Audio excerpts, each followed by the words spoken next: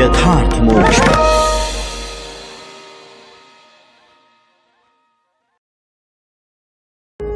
यथार्थ मोक्ष प्रस्तुत कर रहा है अतुल्य संपूर्ण महाभारत श्री महाभारतम मोक्ष धर्म पर्व 358वां अध्याय। नागराज के दर्शन के लिए ब्राह्मण की तपस्या तथा नागराज के परिवार वालों का भोजन के लिए ब्राह्मण से आग्रह करना। भीष्म जी कहते हैं, नरश्रेष्ठ, तदनंतर गोमती के तट पर रहता हुआ वो ब्राह्मण निराहार रहकर तपस्या करने लगा। उसके भोजन न करने से वहां रहने वाले नागों को बड़ा दुख हुआ। तब नागराज के भाई बंधु, स्त्री पुत्र सब मिलकर उस ब्राह्मण के पास गए। उन्होंने देखा ब्राह्मण गोमती के तट पर एकांत प्रदेश में व्रत और नियम के पालन में तत्पर हो निराहार बैठा हुआ है और मंत्र का जाप कर रहा है। अतिथि सत्कार के लिए प्रसिद्ध हुए नागराज के सब भाई बंधु ब्राह्मण के पास जा उसकी बारंबार पूजा करके संदेह रहित वाणी में बोले, धर्म वत्सल तपोधन, आपको यहां आए आज 6 दिन हो गए, किंतु अभी तक आप कुछ भोजन लाने के लिए हमें आज्ञा नहीं दे रहे हैं। आप हमारे घर अतिथि के रूप में आए हैं और हम आपकी सेवा में उपस्थित हुए हैं। आपका आतिथ्य करना हमारा कर्तव्य है, क्योंकि हम सब लोग गृहस्थ हैं। द्विजश्रेष्ठ ब्राह्मण देव, आप क्षुधा की निवृत्ति के लिए हमारे लाए हुए फल, मूल, साग, दूध अथवा अन्न को अवश्य ग्रहण करने की कृपा करें। इस वन में रहकर आपने भोजन छोड़ दिया है, इससे हमारे धर्म में बाधा आती है। बालक से लेकर वृद्ध तक हम सब लोगों को इस बात से बड़ा कष्ट हो रहा है। हमारे इस कुल में कोई भी ऐसा नहीं है जिसने कभी भ्रूण हत्या की हो, जिसकी संतान पैदा होकर मर गई हो, जिसने मिथ्या भाषण किया हो अथवा जो देवता, अतिथि एवं बंधुओं को अन्न देने के पहले ही भोजन कर लेता हो। ब्राह्मण ने कहा, नागगण, आप लोगों के इस उपदेश से ही मैं तृप्त हो गया। आप लोग ऐसा समझें कि मैंने ये आहार ही प्राप्त कर लिया। नागराज के आने में केवल 8 रातें बाकी हैं। यदि 8 रात बीत जाने पर भी नागराज नहीं आएंगे तो मैं भोजन कर लूंगा। उनके आगमन के लिए ही मैंने ये व्रत लिया है। आप लोगों को इसके लिए कोई संताप नहीं करना चाहिए। आप जैसे आए हैं वैसे ही घर लौट जाइए। नागराज के दर्शन के लिए ही मेरा ये सारा व्रत और नियम है, अतः आप लोग इसे भंग ना करें। नरश्रेष्ठ, उस ब्राह्मण के इस प्रकार आदेश देने पर वो नाग अपने प्रयत्न में असफल हो घर को ही लौट गए। इस प्रकार श्री महाभारत शांति पर्व के अंतर्गत मोक्ष धर्म पर्व में उच्च वृत्ति का उपाख्यान विषयक 358वां अध्याय पूरा हुआ। 359वां अध्याय। नागराज का घर लौटना, पत्नी के साथ उनकी धर्म विषयक बातचीत तथा पत्नी का उनसे ब्राह्मण को दर्शन देने के लिए अनुरोध। भीष्म जी कहते हैं, युधिष्ठिर, तदनंतर कई दिनों का समय पूरा होने पर जब नागराज का काम पूरा हो गया, तब सूर्य देव की आज्ञा पाकर वो अपने घर को लौटे। वहां नागराज की पत्नी पैर धोने के लिए जल, पाद्य आदि उत्तम सामग्रियों के साथ पति की सेवा में उपस्थित हुई। अपनी साध्वी पत्नी को समीप आई देख नागराज ने पूछा, कल्याणी, मेरे द्वारा बताई हुई उपयुक्त विधि से युक्त हो तुम मेरे ही समान देवताओं और अतिथियों के पूजन में तत्पर तो रही हो ना? सुंदरी, मेरे वियोग ने तुम्हें शिथिल तो नहीं कर दिया था? तुम्हारी स्त्री बुद्धि के कारण कहीं धर्म की मर्यादा असफल या आरक्षित तो नहीं गई? और उसके कारण तुम धर्म पालन से विमुख या दूर तो नहीं हो गई? नागपत्नी ने कहा, शिष्यों का धर्म है गुरु की सेवा करना, ब्राह्मणों का धर्म है वेदों को धारण करना, सेवकों का धर्म है स्वामी की आज्ञा का पालन तथा राजा का धर्म है प्रजा वर्ग का सतत संरक्षण। इस जगत में समस्त प्राणियों की रक्षा करना क्षत्रिय धर्म बताया जाता है। अतिथि सत्कार के साथ साथ यज्ञों का अनुष्ठान करना वैश्यों का धर्म कहा गया है। नागराज, ब्राह्मण, क्षत्रिय और वैश्य तीनों वर्णों की सेवा करना शूद्र का कर्तव्य बताया गया है और समस्त प्राणियों के हित की इच्छा रखना गृहस्थ का धर्म है। नियमित आहार का सेवन और विधिवत व्रत का पालन सबका धर्म है। धर्म पालन के संबंध से इंद्रियों की विशेष रूप से शुद्धि होती है।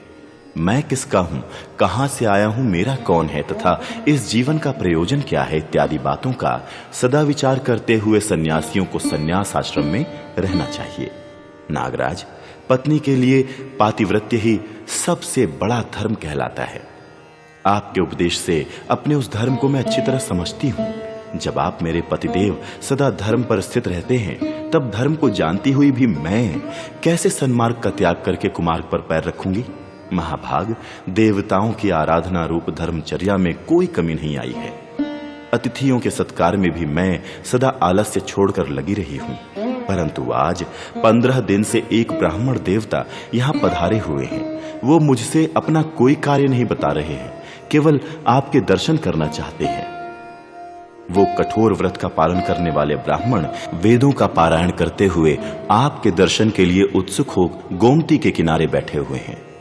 नागराज, उन्होंने मुझसे पहले सच्ची प्रतिज्ञा करा ली है कि नागराज के आते ही तुम उन्हें मेरे पास भेज देना।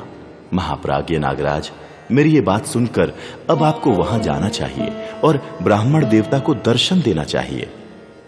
इस प्रकार श्री महाभारत शांति पर्व के अंतर्गत मोक्ष धर्म पर्व में उच्च वृत्ति का उपाख्यान विषयक 359वां अध्याय पूरा हुआ। 360वां अध्याय पत्नी के धर्मयुक्त वचनों से नागराज के अभिमान एवं रोष का नाश और उनका ब्राह्मण को दर्शन देने के लिए उद्यत होना। नाग ने पूछा, पवित्र मुस्कान वाली देवी, ब्राह्मण रूप में तुमने किसका दर्शन किया है? वो ब्राह्मण कोई मनुष्य है या देवता? यशस्विनी, भला कौन मनुष्य मुझे देखने की इच्छा कर सकता है? और यदि दर्शन की इच्छा करे भी तो कौन इस तरह मुझे आज्ञा देकर बुला सकता है? भाविनी, सुरसा के वंशज नाग महापराक्रमी और अत्यंत वेगशाली होते हैं। वो देवताओं, असुरों और देवर्षियों के लिए भी वंदनीय हैं।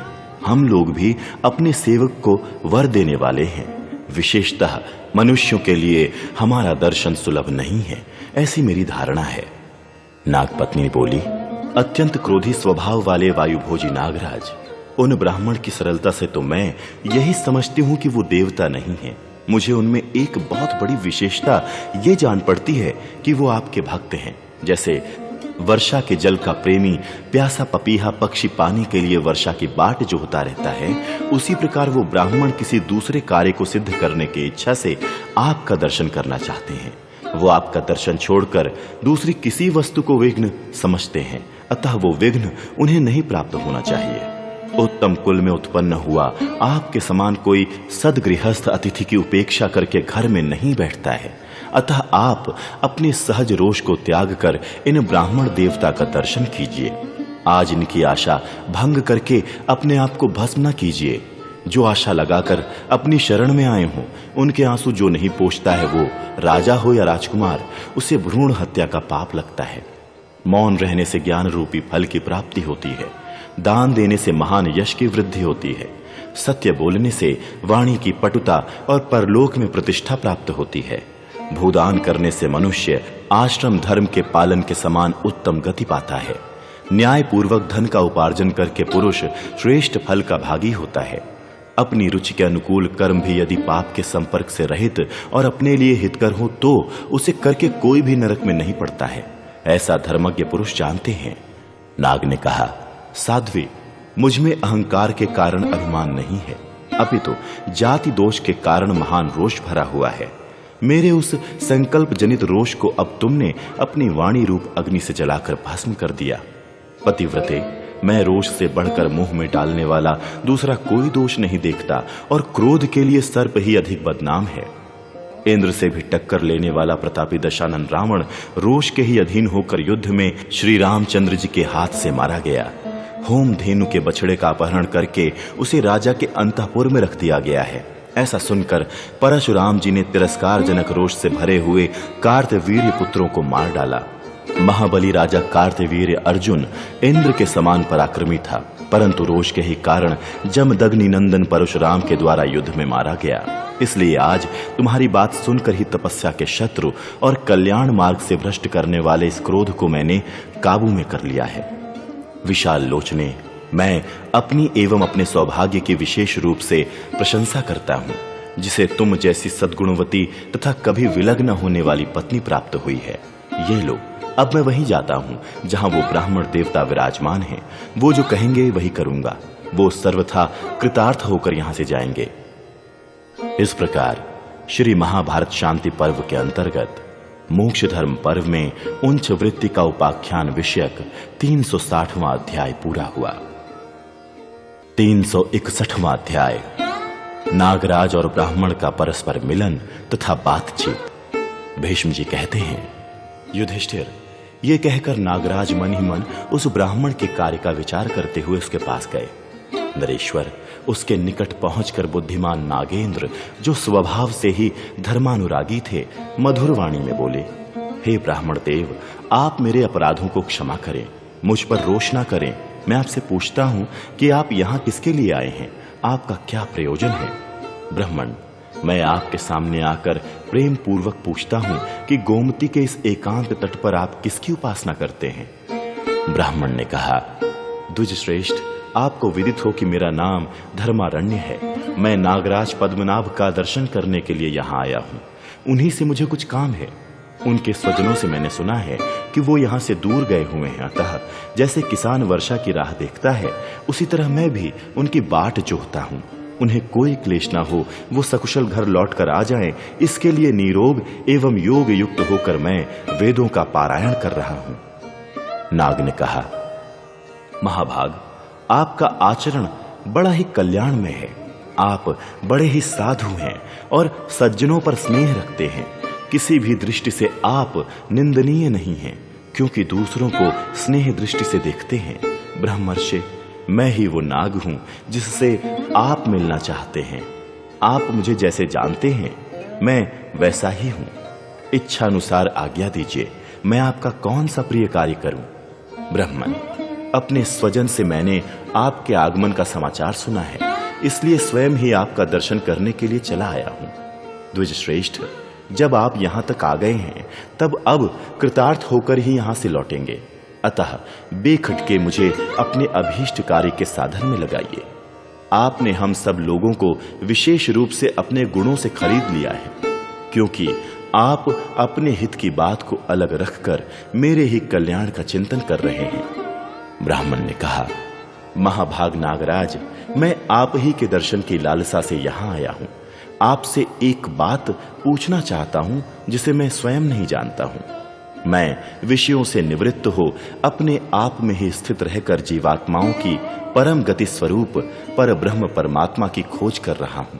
तो भी महान बुद्धि युक्त गृह में आसक्त हुए इस चंचल चित्त की उपासना करता हूं। आप चंद्रमा की किरणों की भांति सुखद स्पर्श वाले और स्वतः प्रकाशित होने वाले सुयश रूपी किरणों से युक्त अपने मनोरम गुणों से ही प्रकाशमान हैं। पवनाशन, इस समय मेरे मन में एक नया प्रश्न उठा है। पहले इसका समाधान कीजिए, उसके बाद मैं आपसे अपना कार्य निवेदन करूंगा और आप उसे ध्यान से सुनिएगा। इस प्रकार श्री महाभारत शांति पर्व के अंतर्गत मोक्ष धर्म पर्व में उच्च वृत्ति का उपाख्यान विषयक 361वां अध्याय पूरा हुआ। 362वां अध्याय नागराज का ब्राह्मण के पूछने पर सूर्य मंडल की आश्चर्यजनक घटनाओं को सुनाना। ब्राह्मण ने कहा, नागराज, आप सूर्य के एक पहिए के रथ को खींचने के लिए बारी बारी से जाया करते हैं। यदि वहां कोई आश्चर्यजनक बात आपने देखी हो तो उसे बताने की कृपा करें। नाग ने कहा, ब्राह्मण, भगवान सूर्य तो अनेक आश्चर्यों के स्थान हैं, क्योंकि तीनों लोकों में जितने भी प्राणी हैं, वो सब उन्हीं से प्रेरित होकर अपने अपने कार्यों में प्रवृत्त होते हैं। जैसे वृक्ष की शाखाओं पर बहुत से पक्षी बसेरा लेते हैं, उसी प्रकार सूर्य देव की सहस्त्रों किरणों का आश्रय ले देवताओं सहित सिद्ध और मुनि निवास करते हैं। महान वायुदेव सूर्यमंडल से निकलकर सूर्य की किरणों का आश्रय ले समूचे आकाश में फैल जाते हैं। इससे बढ़कर आश्चर्य और क्या होगा? ब्रह्मर्षि, प्रजा के हित की कामना से भगवान सूर्य उस वायु को अनेक भागों में विभक्त करके वर्षा ऋतु में जो जल की वृष्टि करते हैं, उससे बढ़कर आश्चर्य और क्या होगा? सूर्य मंडल के मध्य में उसके अंतर्यामी महात्मा सूर्यदेव अपनी उत्तम प्रभा से प्रकाशित होते हुए समस्त लोकों का निरीक्षण करते हैं। उससे बढ़कर आश्चर्य और क्या होगा? शुक्र नामक काला मेघ जो आकाश में वर्षा के समय जल उत्पन्न करता है, वो इस सूर्य का ही स्वरूप है। इससे बढ़कर और क्या आश्चर्य होगा? सूर्य देव बरसात में पृथ्वी पर जो पानी बरसाते हैं उसे अपनी विशुद्ध किरणों द्वारा 8 महीने में पुनः खींच लेते हैं। इससे बढ़कर आश्चर्य की बात और क्या होगी। विप्रवर, जिन सूर्य देव के विशिष्ट तेज में साक्षात परमात्मा का निवास है, जिनसे नाना प्रकार के बीज उत्पन्न होते हैं, जिनके ही सहारे चराचर प्राणियों सहित ये समस्त पृथ्वी टिकी हुई है, तथा जिनके मंडल में आदि अंत रहित महाबाहु सनातन पुरुषोत्तम भगवान नारायण विराजमान हैं, उनसे बढ़कर आश्चर्य की वस्तु और क्या हो सकती है। किंतु इन सब आश्चर्यों में भी एक परम आश्चर्य की ये बात जो मैंने सूर्य के सहारे निर्मल आकाश में अपनी आंखों देखी है उसे बता रहा हूं, सुनिए। पहले की बात है, एक दिन मध्याह्न काल में भगवान भास्कर संपूर्ण लोकों को तपा रहे थे। उसी समय दूसरे सूर्य के समान एक तेजस्वी पुरुष दिखाई दिए जो सब ओर से प्रकाशित हो रहे थे। वो अपने तेज से संपूर्ण लोकों को प्रकाशित करते हुए मानो आकाश को चीरकर सूर्य की ओर बढ़े आ रहे थे। घी की आहुति डालने से प्रज्वलित हुई अग्नि के समान वो अपनी तेजोमयी किरणों से समस्त ज्योति मंडल को व्याप्त करके अनिर्वचनीय रूप से द्वितीय सूर्य की भांति दैदीप्यमान होते थे। जब वो निकट आए तब भगवान सूर्य ने उनके स्वागत के लिए अपनी दोनों भुजाएं उनकी ओर बढ़ा दी। उन्होंने भी उनके सम्मान के लिए अपना दाहिना हाथ उनकी ओर बढ़ा दिया। तत्पश्चात आकाश को भेद कर वो सूर्य की किरणों के समूह में समा गए और एक ही क्षण में तेजो राशि के साथ एकाकार होकर सूर्य स्वरूप हो गए।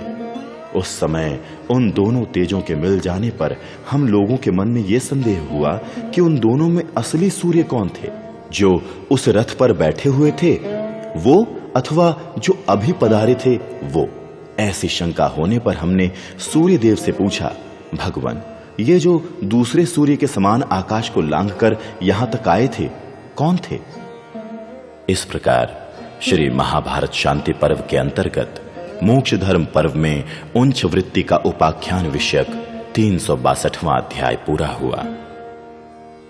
363वां अध्याय उंच एवं शील वृत्ति से सिद्ध हुए पुरुष की दिव्य गति। सूर्य देव ने कहा, ये ना तो वायु के सखा अग्निदेव थे, न कोई असुर थे और न नाग ही थे। ये उच्च वृत्ति से जीवन निर्वाह के व्रत का पालन करने से सिद्ध को प्राप्त हुए एक मुनि थे जो दिव्य धाम में आ पहुंचे हैं। ये ब्राह्मण देवता फल मूल का आहार करते, सूखे पत्ते चबाते अथवा पानी या हवा पीकर ही रह जाते थे और सदा एकाग्र चित्त होकर ध्यान मग्न रहते थे। इन श्रेष्ठ ब्राह्मण ने संहिता के मंत्रों द्वारा भगवान शंकर का स्तवन किया था। इन्होंने स्वर्ग लोक पाने की साधना की थी, इसलिए ये स्वर्ग में गए हैं। नागराज, ये ब्राह्मण असंग रहकर लौकिक कामनाओं का त्याग कर चुके थे और सदा उच्च एवं शील वृत्ति से प्राप्त हुए अन्न को ही खाते थे। ये निरंतर समस्त प्राणियों के हित साधन में संलग्न रहते थे।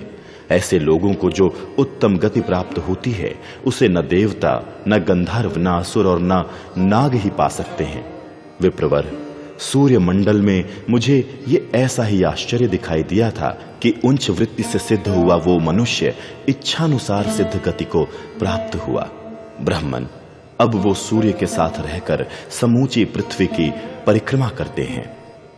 इस प्रकार श्री महाभारत शांति पर्व के अंतर्गत मोक्ष धर्म पर्व में उच्च वृत्ति का उपाख्यान विषयक 363वां अध्याय पूरा हुआ।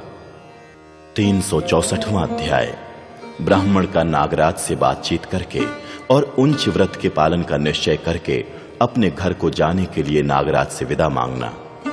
ब्राह्मण ने कहा, नागराज, इसमें संदेह नहीं कि ये एक आश्चर्यजनक वृत्तांत है। इसे सुनकर मुझे बड़ी प्रसन्नता हुई है। मेरे मन में जो अभिलाषा थी उसके अनुकूल वचन कहकर आपने मुझे रास्ता दिखा दिया। भुजंग शिरोमणि, आपका कल्याण हो। अब मैं यहां से चला जाऊंगा। यदि आपको मुझे कहीं भेजना हो या किसी काम में नियुक्त करना हो तो ऐसे अवसरों पर मेरा अवश्य स्मरण करना चाहिए। नाग ने कहा, विप्रवर, आपने अभी अपने मन की बात तो बताई ही नहीं, फिर इस समय आप कहां चले जा रहे हैं? आपका जो कार्य है, जिसके लिए आप यहां आए हैं, उसे बताइए तो सही। उत्तम व्रत का पालन करने वाले द्विजश्रेष्ठ, आप कहें या ना कहें, मेरे द्वारा जब आपका कार्य संपन्न हो जाए तब आप मुझसे पूछकर मेरी अनुमति लेकर अपने घर को जाइएगा। ब्रह्मर्षि, आपका मुझ में प्रेम है, इसलिए वृक्ष के नीचे बैठे हुए बटोही की तरह केवल मुझे देखकर ही चल देना आपके लिए उचित नहीं है। विप्रवर, आप में मैं हूं और मुझ में आप हैं, इसमें संशय नहीं है। निष्पाप ब्राह्मण, ये समस्त लोक आप ही का है। मेरे रहते हुए आपको किस बात की चिंता है? ब्राह्मण ने कहा, महाप्राज्ञ आत्मज्ञानी नागराज, ये इसी प्रकार है। देवता भी आपसे बढ़कर नहीं है, ये बात सर्वथा यथार्थ है। मैं, आप तथा समस्त प्राणी सदा जिसमें स्थित हैं वही आप हैं, वही मैं हूं, और जो मैं हूं वही आप भी हैं।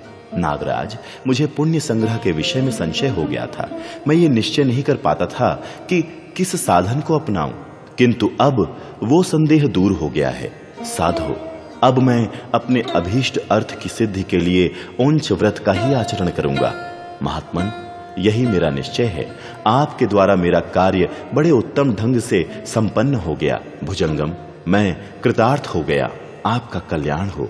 अब मैं जाने की आज्ञा चाहता हूं। इस प्रकार श्री महाभारत शांति पर्व के अंतर्गत मोक्ष धर्म पर्व में उच्च वृत्ति का उपाख्यान विषयक 364वां अध्याय पूरा हुआ।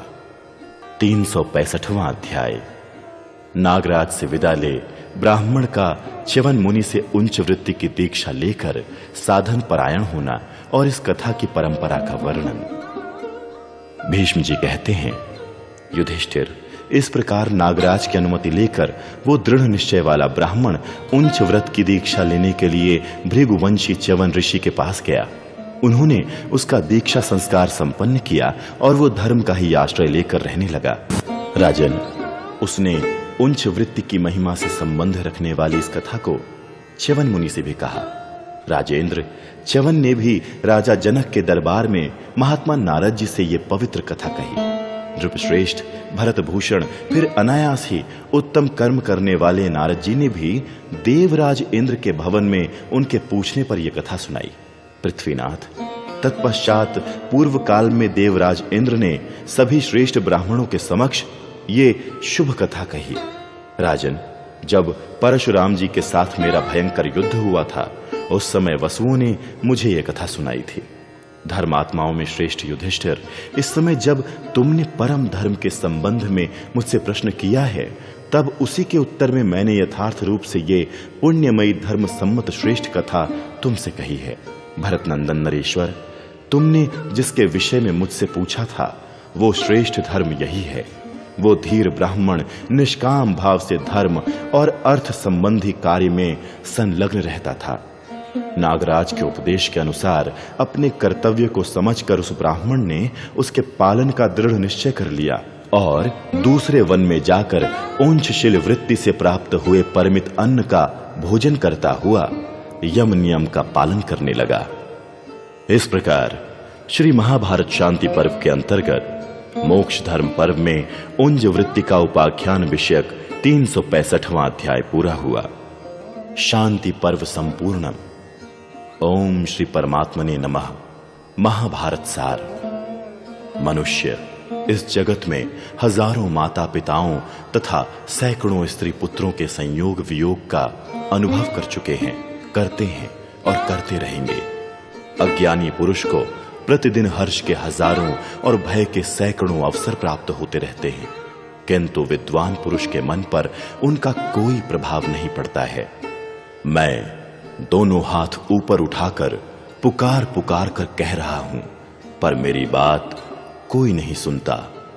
धर्म से मोक्ष तो सिद्ध होता ही है, अर्थ और काम भी सिद्ध होते हैं, तो भी लोग उसका सेवन क्यों नहीं करते?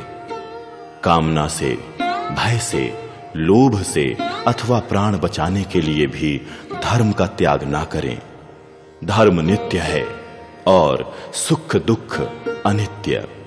इसी प्रकार जीवात्मा नित्य है और उसके बंधन का हेतु अनित्य।